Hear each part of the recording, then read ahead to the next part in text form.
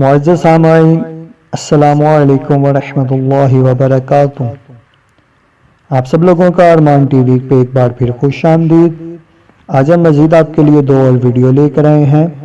Video کی طرف بڑھنے سے پہلے آپ ہمارے چینل کو سبسکرائب کر دیں اور گھنٹی کے بیل کو پریس کر دیں تاکہ میرے نئے آنے والی ویڈیو سب سے پہلے آپ کو ملے۔ ٹائٹل تو آپ نے ریڈ کر لیا ہوگا، ہڈی جوڑنے کے لیے اور نکسیر پھوٹنے کا علاج۔ چلتے ہیں ہم اپنی ویڈیو کی طرف۔